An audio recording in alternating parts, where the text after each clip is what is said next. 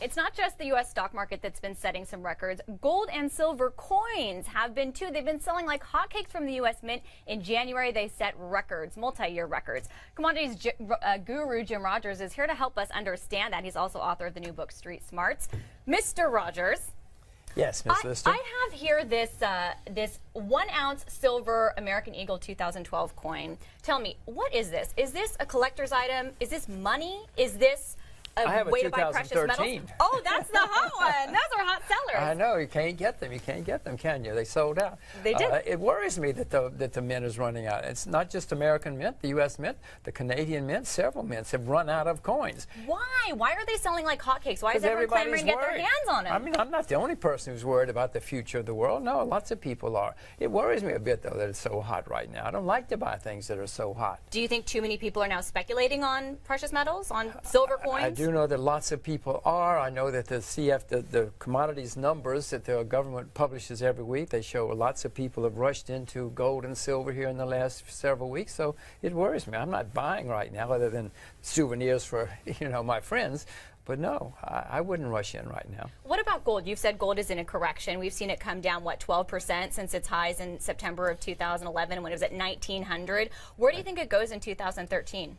I'm not smart enough to know that. You should watch Yahoo Finance, for goodness sakes. You're competing with all the other financial networks. I don't know. Well, do you think the correction continues for a while? Yes, I do. If gold has been up 12 years in a row, which is extremely unusual for anything, lots of speculators are rushing into gold right now. No, I'm not rushing in to buy gold at the moment, but I'm certainly not selling. And if it goes down, I'll buy more. Okay, so what about the U.S. dollar while we're on commodities, or currencies, excuse me, because I know in the past you've said the U.S. dollar will be a disaster, but you buy it because you have to think about what everybody else is doing. Now, for exactly that reason, because there's going to be a lot more turmoil in the currency markets. Look at the Japanese yen. The Japanese yen is collapsing here in the last 2 months, so there's going to be more turmoil like that. People will flee. They don't know where to go, so they'll go to the U.S. dollar.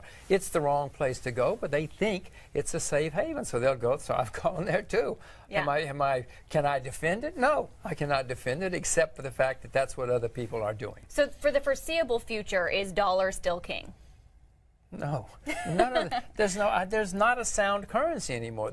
There are sounder currencies, the Canadian dollar, the Australian dollar. There's some currencies, the Singapore dollar, the Chinese renminbi. There's some currencies that are less unsound, but there's no such thing as a sound currency anymore. Hang on to your silver. Okay, I will. So then, I guess including precious metals and currencies, if you could only hold one today, what would it be? Oh, agriculture. I would rather own agriculture than anything. Or maybe than any currency? Maybe, Russian rubles. Or is it renminbi? Russian rubles I'm interested in right now. Renminbi, Chinese renminbi I'm interested in right now. There are some currencies, but none of them. There is no paper money in 2014, 2015 that's going to be worth much of anything. So if you had to pick one, it would be the renminbi? If you could only hold one today. No, it wouldn't be the renminbi because it's not convertible. Right. I'd like to be able to get by. I guess it'd be I can't believe I'm about to say the ruble. It'd be the ruble or the U.S. dollar. It'd be the. Wow. No.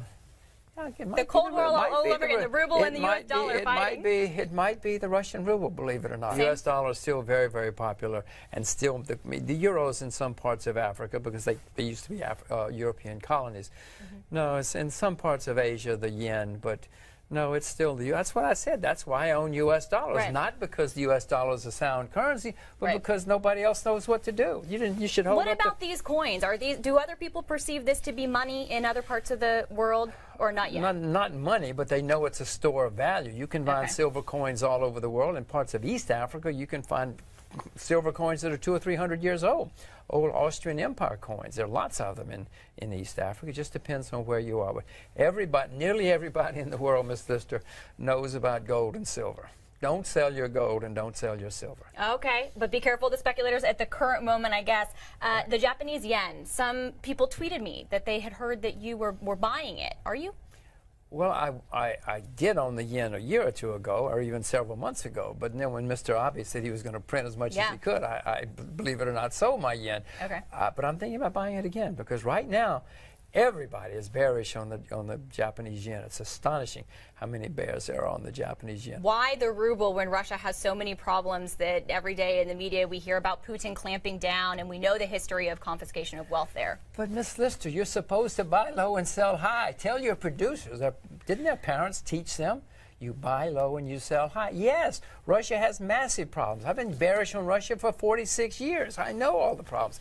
That's why Russia's so cheap. But if I'm right, there's great change taking place in Russia, and whenever you can find a cheap place or cheap anything where there's massive positive change taking place, you should buy all you can. Okay, but if you buy low and it gets taken from you before you can sell high, then what Yes, happens? but Lauren, that's why I've been bearish for 46 years. Actually, if I'd been smart enough, I would have been bearish since 1917. I wasn't born in 1917. Russia's been a disaster since 1917. But all of that is changing now.